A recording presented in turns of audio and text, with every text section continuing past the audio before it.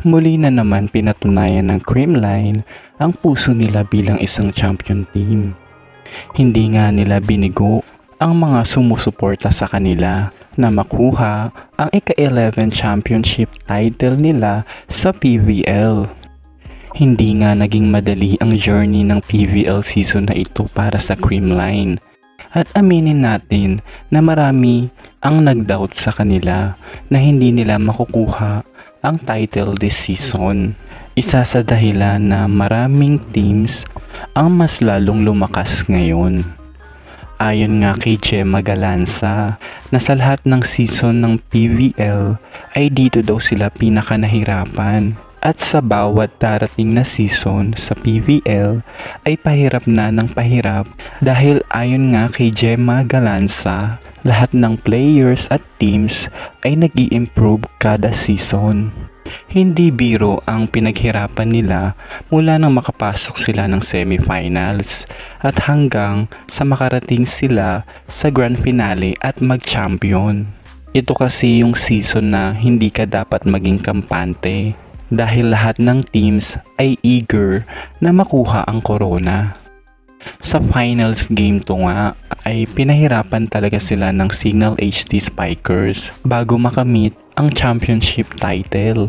Hindi rin talaga bumitaw ang Signal sa match game to ng finale.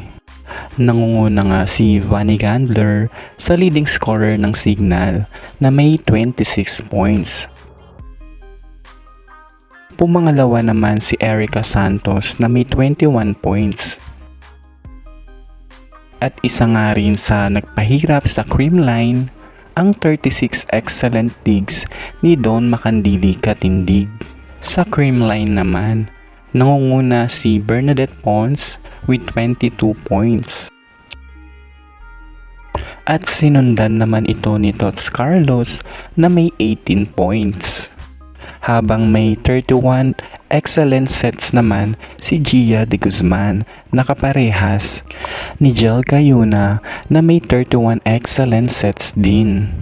Pigil hininga ang mga eksena sa loob ng court at wala talagang bumibitaw. Pero sa huli ay nanaig pa rin ang Creamline at nakuha nila ang corona sa intense na 5 sets sa scores na 25-23, 22-25, 25-16, 16-25 at 15-11. At ang player of the game, walang iba kundi si Bernadette Pons na may 22 points at 25 excellent digs. Bronze medalist ang PLDT High Speed Hitters, silver medalist naman ang Signal HD Spikers, at champion ang Creamline Cool Smashers.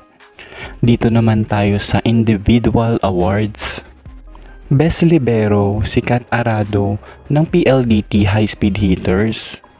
Best setter naman si Jel Cayuna ng Signal HD Spikers. Best opposite spikers si Trisha Tubu ng Farm Fresh Foxes. Second best middle blocker si Pangs Panaga ng Creamline Cool Smashers. First best middle blocker naman si Riza Nogales ng Sus Coffee Thunderbells. Second best outside hitter si Brooke Van Sickle ng NX-led Chameleons. First best outside hitter si Bella Belen ng Capital One Solar Spikers. At siya nga ang rookie ng conference.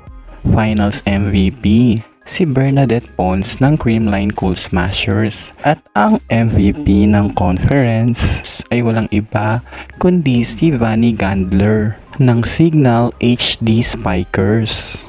Champion man ang Creamline at finals MVP si Bernadette Pons. Pero ito talagang si Pinom ang tunay na winner. Winner sa puso ni Ian Umali. Char! Pero disclaimer lamang po dahil ito po ay rumor pa lamang. Pero marami nga ang kinilig at mapapasana all ka na lang talaga kay Alyssa Valdez. Sana all na lang talaga ay nakakatanggap ng bulaklak. At iyan lamang po ang ating update for today's video. At para sundan ang ating susunod na video, ay huwag mo nang kalimutan ang mag-subscribe at i-click ang notification bell para updated ka kapag may bago tayong video content.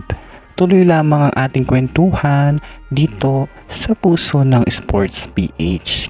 Goodbye at maraming salamat sa mga sumusuporta.